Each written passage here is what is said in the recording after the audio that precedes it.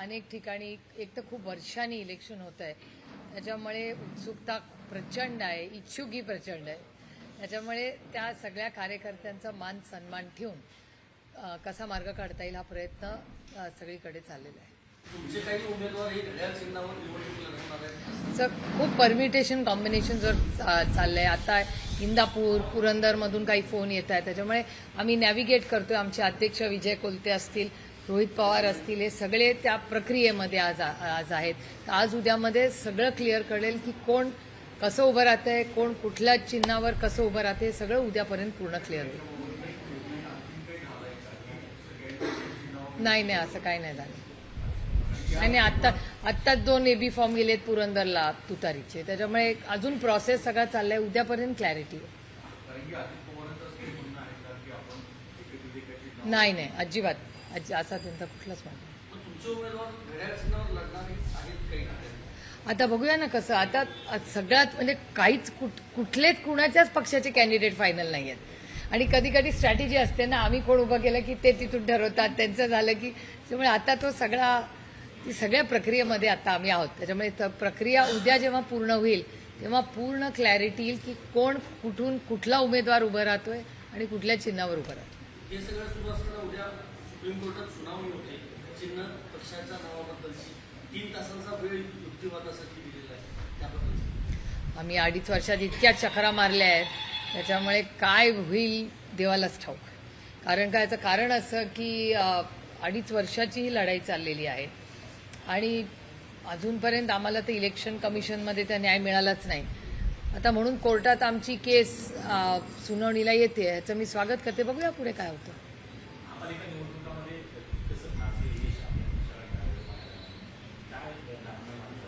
बघा, आणि एक तर 3-4 कारणं आहेत. एक तर आम्ही आत्मचिंतन केलं पाहिजे, अर्थातच केलं पाहिजे की एखादं यश आलं तरी किंवा अपयश आलं तरी त्याचं आत्मचिंतन आम्ही केलंच पाहिजे की कुठे आम्ही कमी पडलो. मतदार, कारण का मतदार हा नेहमी लांबून व्यवस्थित बघत असतो काय चाललंय. त्यामुळे आम्ही कुठे कमी पडलो याचा आम्ही अभ्यास केला पाहिजे. एक त्याच्यानंतर दुसरं, तुम्हाला म्हणजे तुम्ही डेटा काढून बघितला असेल तर 92 साली असं झालं होतं. 92 साली आमचं सरकार होतं तेव्हा लँडस्लाईड विक्ट्री झाली होती. तेव्हा काँग्रेस एक होती आणि एक काँग्रेस असताना एवढं घवघवीत यश असं त्यावेळी 92ला मिळालं होतं काँग्रेस पक्षाला, ह्याच लेवलचं. आणि साधारणपणे एक तिसरा मुद्दा की साधारण डेटा जर तुम्ही काढून बघितला देशाचाच, जे सत्तेमध्ये असतात ना, जास्ती करून लोकल बॉडी इलेक्शन तेच जिंकतात. हा साधारण डेटा मोठा गेल्या 25 वर्षाचा तुम्ही डेटा अनालिसिस केला तर तुम्हाला कळेल. त्याच्यामुळे एक आत्मचिंतन करणे, दुसरं अशा गोष्टी आधी झाल्या आहेत का, तर झाल्या आहेत. आणि जास्त करून डेटा जेव्हा तुम्ही अॅनालाइज करता की लोकल बॉडी इलेक्शन जास्ती करून सत्ताधारी जिंकतात.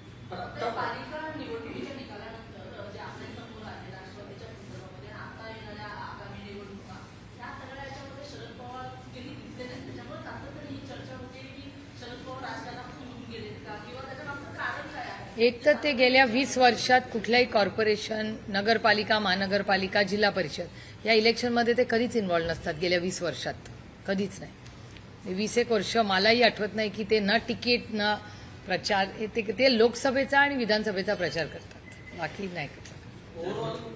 निकाल जर बघितला तर तुम्ही ठाकरे सोबत होतात, काँग्रेस वेगळी लढली. आता वाटतं की त्यांच्या सीट्स जादा जर बघितल्या जागा आलेल्या महायुतीच्या, तर काँग्रेस आणि तुम्ही सगळे एकत्र पाहिजे होतं. माझा पहिल्या दिवसापासून आग्रह आहे की महाविकास आघाडी प्लस जर लढलं पाहिजे. हे मी सातत्याने म्हणजे तुमच्याशी माध्यमांच्या मधूनही माझा म्हणजे शेवटच्या दिवसापर्यंत पुण्याला आणि मुंबईला माझा प्रयत्न चालला होता. राऊत साहेबांनी किती प्रयत्न केले, उद्धवजी स्वतः बोललेले. त्याच्यामुळे असं काही नाही की आम्ही मीडियावर एक म्हणते आणि कृती वेगळी आहे. आम्ही शेवटपर्यंत काँग्रेस आणि आम्ही एकत्र यावं मुंबईत आणि पुण्यात, ह्याच्यासाठी आम्ही सगळ्यांनीच प्रचंड प्रयत्न तेव्हा केले. हे बघा, आता चुका काढण्यासाठी तर आपण बसलेलो नाहीये ना. आता तू मेमे करण्यात, मग तुम्ही मला विचारणार, मग तुम्ही काँग्रेसला जाऊन विचारणार, मग ते काहीतरी बोलणार, मग ते न्यूज 24 तास चालणार. त्याच्यातून निष्पन्न काहीच होणार नाही ना तुमचं भलं, ना माझं भलं, ना राज्याचं भलं. आणि वास्तवतेत जगूया ना. आता जर तर मध्ये can't be a prisoner of the past and history. तेथून फक्त शिकायचं असतं आणि पुढे जायचं असतं.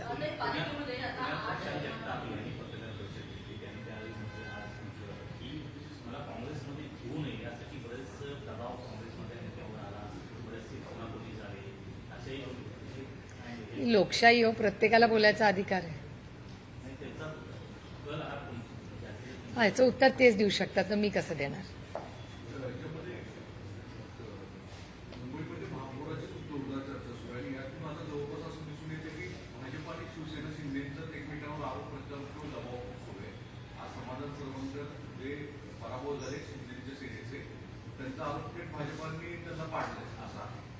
यावर खरंच असं स्थानिक स्वराज्य संस्थेच्या निवडणुकीत एकमेकांच्या विरुद्ध बंडखोरी झाली, तुमच्यासमोर काय असले रिपोर्ट आले अशा गोष्टी होत राहतात. खरंच काय झालंय, ती इलेक्शन झाल्या जिल्हा परिषद लागली आहे, त्याच्यामुळे आता आम्ही जिल्हा परिषदच्या मध्ये, त्याच्यामुळे दोन्ही इलेक्शन झाल्यावरच पूर्ण डेटा अनालिसिस काही सीट्सचा सायमल्टेनियसली चाललेलाच आहे. आणि अनेक ठिकाणी आमच्याकडून जे काँग्रेस बीजेपीमध्ये आमच्याकडून जे 25-30 लोक गेले दोन्ही राष्ट्रवादीमधून, ते सगळे निवडून आले पुण्यात. त्याच्यामुळे तो जो टॅलेंट पूल त्यांनी घेतला आमच्याकडून, त्याच्यातून भारतीय जनता पक्षाचे खूप नंबर्स वाढले. असे सर्वजणचे एक टास्क भूमिका आहे ते राष्ट्रवादी आणि शिवसेनेच्या सुनावणीच्या संदर्भात आहे. त्यांचं असं म्हणणं आहे की एकनाथ शिंदेच्या शिवसेनेचा पार्टीचा सिंबल पडला त्यावेळी ते महत्वाचं आहे. दुसरीकडे म्हणजे राष्ट्रवादी सिंबॉलच्या बाबतीत काय होईल? नाही कसं सांगता येईल. मॅटर इज सबज्युडिस मॅटरवर कसं बोलणार आपण. फक्त अपेक्षा करू शकतो. कुणाचंही मॅटर सबज्युडिस असताना आपण एवढीच अपेक्षा करू शकते आम्हाला न्याय मिळते, याच्याहून जास्त सबज्युडिस मॅटरवर बोलणार कसं. आणि आमच्यासारख्या लोकांनी तर जे पब्लिक लाईफमध्ये आणि एका पदावर बसलेले आहेत, आम्ही तर सबज्युडिस मॅटरवर बोललंच नाही पाहिजे.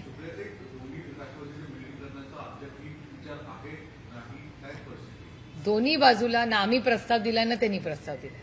चर्चा माध्यमातून येते, वर्तमानपत्रातून येते. साहजिक आहे, समाजामध्ये जे प्रश्न असतात त्याच्यावर चर्चाही झालीच पाहिजे, म्हणून तर अजून तरी ती लोकशाही आहे. त्यामुळे लोकशाही त्या चर्चा होत राहतात. पण आमच्याकडून त्यांना किंवा त्यांच्याकडून आम्हाला कुठलाही असा प्रस्ताव आलेला नाही आणि कोणी दिलेलाही नाही.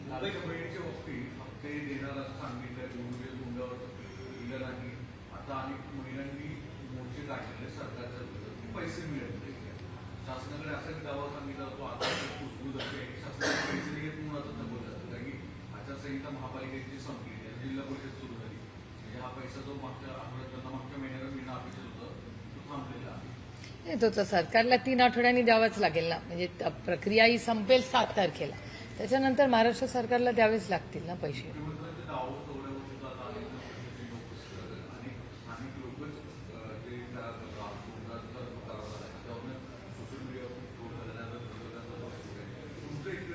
जे मागच्या वर्षी माझं तेच म्हणणं होतं दावोसबद्दल. भारतातून बरेच राज्यातून अनेक मुख्यमंत्री जातात दावोसला, अनेक वर्ष दावोसला जातात. पण मला असं वाटतं महाराष्ट्र सरकार आणि सगळ्याच भारतातल्या सरकारने एक अनालिसिस केला पाहिजे की दावोसमध्ये जाऊन खरंच तेवढ्या इन्व्हेस्टमेंट्स आता मिळतात. काळ होता दावोसमध्ये जाऊन मोठे मोठे नेते तिथे यायचे, एक नेटवर्किंग, एक हाय नेटवर्किंग, तिथे अमेरिकेचे प्रेसिडेंट यायचे. त्याच्यामुळे खूप हाय नेटवर्किंग करण्यासाठी एक खूप मोठी संधी असायची आणि तिथे मोठे बिझनेस अग्रीमेंट्स, डील्स व्हायचे. आता किती होतात. मी मागच्या वर्षी जेव्हा माननीय मुख्यमंत्री दावोसला गेले होते तेव्हाही मी म्हणले होते की इथे जे डील्स होतात ते तिथे जाऊन करण्यामध्ये काय मध्य. तिथून नवीन फॉरेन इन्व्हेस्टमेंट्स येणार असतील तर त्याचं अर्थातच आम्ही स्वागत करू, कुठेही देशात येत असतील तर. पण फॉरेन इन्व्हेस्टमेंट, आणि आता मला विचारायला ना व्हेरी सिरियस नोट, दावोसला आपण 1 मिनिट बाजूला ठेवूया. आज जगामध्ये काय परिस्थिती आहे, जिओ पॉलिटिक्स. कालची जी क्रिटिकल व्हिजिट होती, 3 तासासाठी ते आले गेले, त्याच्यात हे फॉरेन अफेअर्सचं जे स्टेटमेंट मिश्रींचं मी पाहिलं, त्याच्यात मला अजून ॲम्बिग्युटी वाटते की क्लिअरली ते 3 तासासाठी कशासाठी आले, काय आले. आणि जिओ पॉलिटिक्समध्ये आत्ता ज्या परिस्थिती चालल्या आहे, सगळीकडून प्रत्येक देश आपापल्या नागरिकांना इराकमधून बाहेर या सांगतोय, त्या बाजूला जाऊ नका. तुम्ही बघा ना, प्रत्येक देश ते सांगतोय. त्यामुळे ग्लोबली नक्की काय चाललंय, म्हणजे रशियामध्ये जे युद्ध चाललंय जेल्सिन्स्की बरोबर, ते एक तिथे चाललेलं आहे.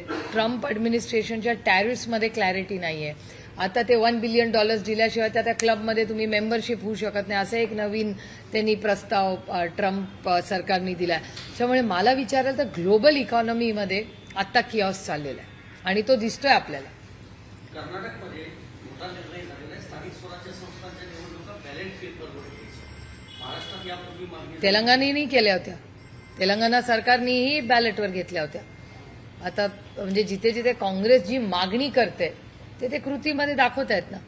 की बॅलेटवर घ्यावा, काहीच हरकत नाही. आणि आमची तर मागणी आहेच की जर ईव्हीएमवर लोकांचा अविश्वास असेल तर तुम्ही जिंकतच आहात, बॅलेटवर गेला प्रॉब्लेम काय. मुंबईतल्या महापौर पदाचा सस्पेन्स वाढतोय, दिल्लीपर्यंत जाऊन पोहोचलेलं आहे प्रकरण. शिवसेनेचे काही नेते दिल्लीत गेलेले आहेत आणि भाजपच्या काही नेत्यांनी केंद्राकडे तक्रार केली की रिसॉर्ट पॉलिसी पाहायला मिळाली मुंबईवर. मला गंमत एका गोष्टीची वाटते, ज्या काँग्रेस मुक्त भारत करायला काँग्रेसच्या सगळ्या वर्किंग सिस्टमचा यांनी विरोध केला आणि त्याच सिस्टम आता ह्या नवीन बीजेपीमध्ये येत आहेत. हे गंमत वाटते मला, कारण का त्याच म्हणजे भारतीय जनता पक्षाने ह्याच काँग्रेसच्या सिस्टमवर इतके वर्ष प्रहार करून सरकार बदल आणि आता जर भारतीय जनता पक्ष काँग्रेससारखंच वागणार असेल तर जे होतं तेच बरं होतं ना, तो ओरिजिनल तरी होतं.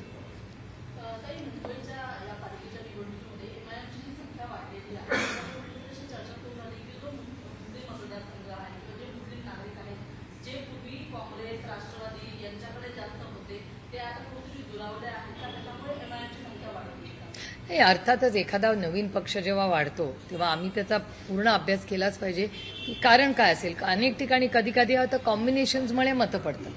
असेही अनेक ठिकाणी झाले की हे चिन्ह असल्यामुळे ह्यांनी ही मतं घेतली म्हणून ही सीट पडली. त्याच्यामुळे मला विचाराल तर जिथे जिथे ग्रोथ झाली आहे, ज्या पॉकेट्समध्ये ग्रोथ झाली, कारण का ही ग्रोथ पॉकेट्समध्ये आहे बघा, त्या पॉकेट्समध्ये आता मालेगावमध्ये वेगळं मॉडेल झालं आहे. मग मालेगाव आणि मुंबईमध्ये काय फरक आहे. मग ह्या चिन्हाला, कुठल्याही चिन्हाला मुंबईत मतं पडतात जास्त पण मालेगावमध्ये कमी पडतात, संभाजीनगर. त्यामुळे ह्या सगळ्याचा मला विचारतं एक खूप डीप अभ्यासच आम्ही केला पाहिजे. त्यांनी एक फॉर्मॅट कळेल. मुंबईचं पण मतदान ज्या पद्धतीने झालंय, म्हणजे वर्तमानपत्रात जे डेटा अनालिसिस येतात त्याच्यात अजून बूथ बाय बूथ आम्हाला तरी त्याचं डीप अनालिसिस करायला लागेल. नॉट नेसेसरी, कारण का अनेक ठिकाणी मतं पडली पण आहेत ना. म्हणजे काँग्रेसची 24 सीट आल्याच ना. म्हणजे पुण्यामध्ये पण काँग्रेसला काही भागामध्ये मतं पडलीच आहे, तिथे नाही असं नाही. त्याच्यामुळे काय फॅक्टर आहे. आणि तुम्ही बघा कुठेही असा एक फिक्स्ड पॅटर्न आला नाही. म्हणजे लोकसभेला कसं वन शॉटमध्ये मतदान झालं, विधानसभेला बघा म्हणजे एकाच बाजूनी कल लागला. तो लोकसभेला पूर्णपणे इंडिया अलायन्सनी लागला आणि विधानसभेला पूर्णपणे एनडीएच्या बाजूनी लागला. इथे सगळं मिक्स्ड आहे. म्हणजे त्या मानाने मग उद्धवजींचे जेवढा पक्ष फोडला त्या मानाने उद्धवजींचा परफॉर्मन्स आउटस्टँडिंग आहे. मुंबईत महापौर बसला नसेल पण संघटना जागेवर आहे. 60 नगरसेवक जाणं इट्स नॉट अ जोक. आणि 60 नगरसेवक तगडे जाऊन इतक्या वर्षांनी सत्ता नसताना त्या संघटनेच्या जोरावर यांनी जे नवीन मॉडेल ह्यावेळेस शिवसेनेने केलं की ज्या पद्धतीने ते प्रत्येक शाखेमध्ये फिरले, शाखा त्या सगळ्यांनी मिळून कव्हर केल्या. कदाचित त्याचा तो इम्पॅक्ट असू शकतो. म्हणजे मी जेव्हा लांबून बघते मी विचार करते की आर्टिकल्स काय येत आहेत, डेटा काय येतोय, काय त्यांनी केलं. कारण का त्या म्हणजे मी तुम्हाला सांगते की त्यांचा रिझल्ट ज्या पद्धतीने सामदाम दंडभेद सगळंच त्यांच्या विरोधात यंत्रणा होत्या, त्या यंत्रणेवर मात करून एवढं नुकसान करून एवढा चांगला परफॉर्मन्स होणं खूप मोठी गोष्ट आहे शिवसेनेसाठी.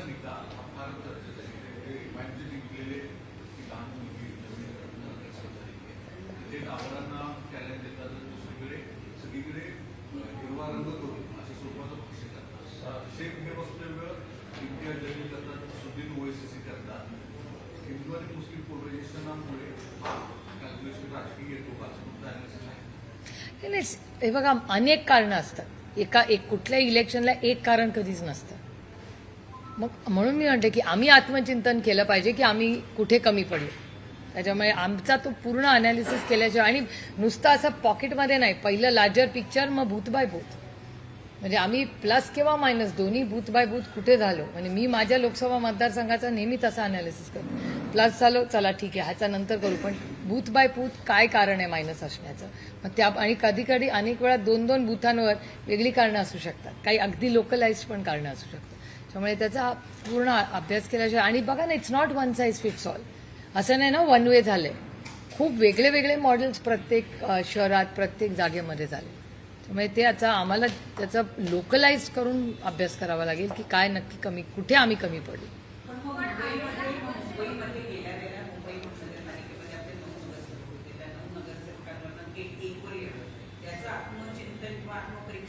काय केलेलं आहे, काय कारण? एक तर आम्ही 11 सीट लढलो एक तर, आणि आमचा पक्ष फोडलाच ना.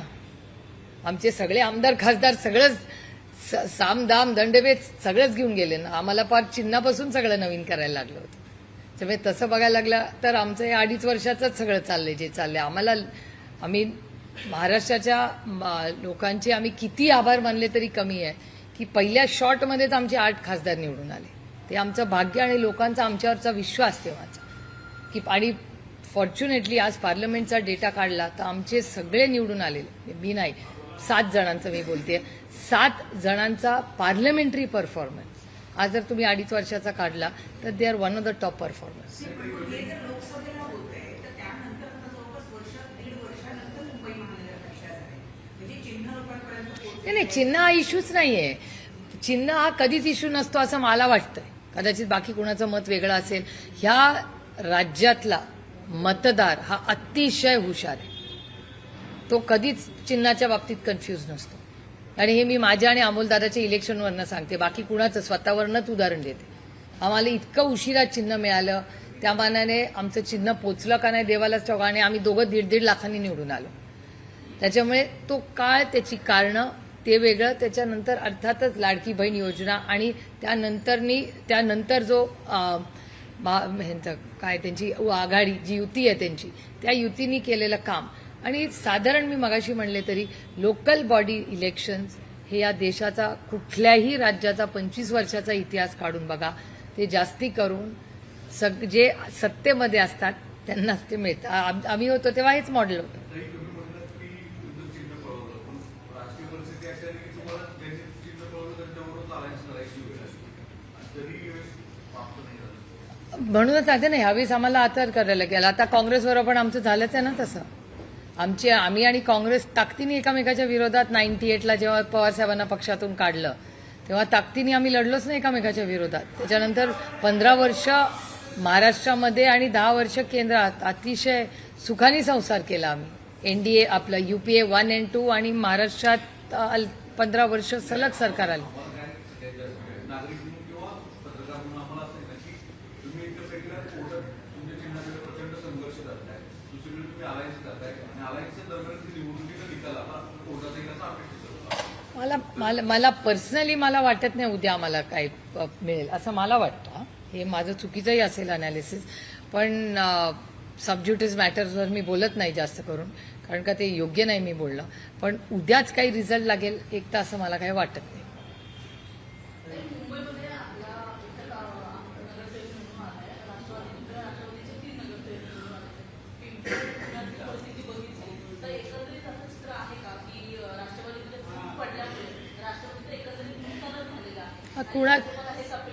कुठल्याही पक्षामध्ये फूट पडली तर नुकसान होतच ना. आमचं झालंच, अर्थातच झालं. म्हणून तर त्यांनी फूट पाडली, नाही तर कशाला पाडली असते.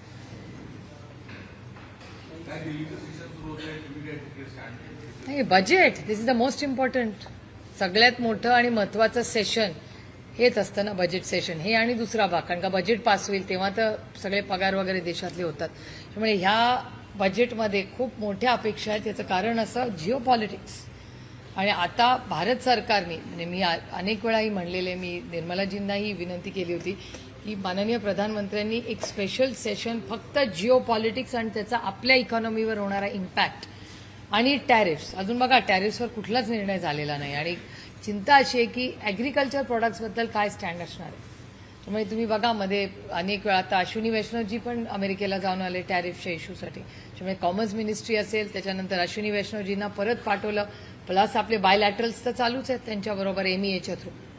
त्याच्यामुळे हा इश्यू खूप कॉम्प्लेक्स होणार आहे आणि पुढे आपल्या इकॉनॉमीला तो कसा इम्पॅक्ट करेल हे कुणालाच माहिती नाही. Markets are very unpredictable.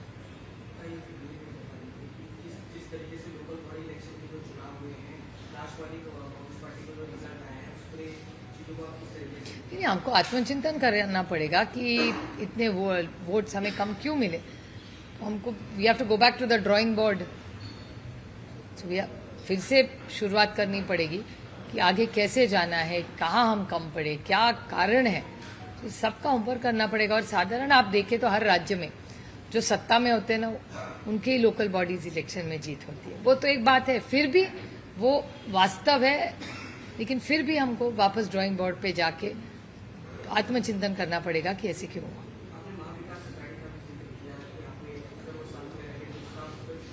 नहीं, हम तो थे कांग्रेस, शिवसेना और हम तो साथ में थे ही। कांग्रेस हमारे साथ नहीं, और संजय राउत साहब हो, उद्धव जी हो, मैं खुद हूँ, हमारी बहुत कोशिश रही कि कांग्रेस पूना, पिंपरी चिंचवड़ और मुंबई में हमारे साथ जाए, लेकिन ऐसे हुआ नहीं।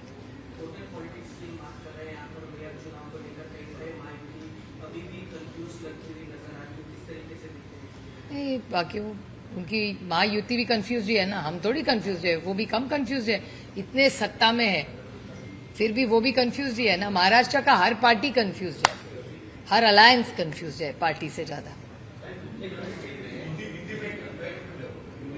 हिमायत की ओर से कई अलग अलग से बयानबाजी सामने आई है, जिसको लेकर अब बताया जा रहा है कि हरा रंग बदल दिखना चाहिए या पोलराइजेशन करने का प्रयास हिमायत कर रहा है और इसका ज्यादा बेनिफिट और आने वाले इलेक्शन में उनको हो सकता है या आपकी राजनीति का नहीं, कह नहीं सकते क्योंकि हर तरफ वोटिंग पैटर्न अलग रहा है महाराष्ट्र में। ऐसे वन साइज फिट्स ऑल नहीं हुआ है, जैसे लोकसभा में वन वे वोटिंग हुआ और विधानसभा में वन वे वोटिंग हुआ। कॉरपोरेशन में हर एरिया में अलग अलग मॉडल्स आ रहे हैं, तो मेरे ख्याल से एक 10-15 दिन में पूरा उसका एनालिसिस करके देखना पड़ेगा कि ये ऐसे डिसरप्शंस क्यों है। हर जगह स्टैंडर्डाइज वोटिंग नहीं हुआ है महाराष्ट्र में। प्रधानमंत्री ने कहा है, जब मुंबई एमपी के रिजल्ट आया तब उन्होंने आसाम में कहा कि लोगों ने बीजेपी को पसंद किया है। 29 राज्यों में से 25 राज्य ऐसे हैं जहाँ पर बीजेपी को पसंद किया है। 90% लोग जो है उससे ज्यादा लोग बीजेपी को पसंद कर रहे हैं। कैसे देख रहे हैं उनके इस बयान को? और कि देश के प्रधानमंत्री है, उनको बोलने का अधिकार है, लेकिन इस देश में 50% से ज्यादा वोटिंग ही नहीं होता, तो 50% लोग तो वोट ही नहीं कर रहे इस देश में। उसमें से 30% या 20-25% उनको वोटिंग करते हैं, तो उस हिसाब से अगर गिनती करो तो 25-30 70% का लोगों का तो ओपिनियन ही नहीं है। और इस बार आपने देखा है नोटा कितना चला है। नोटा मतलब वो नोटा नहीं, वो तो आपने टीवी पे दिखाया, वो दूसरा वाला नोटा बटन दबाने वाला, वो बहुत चला है, ऐसा डेटा दिखा रहा है भारत सरकार, महाराष्ट्र सरकार का। कोल्हापूरमध्ये भाजपची बैठक झाली, निवडणुकी संदर्भातल्या उमेदवारांची बोलाचाली होती. त्या बैठकीला थेट समर्जित गाडगेंची उपस्थिती होती.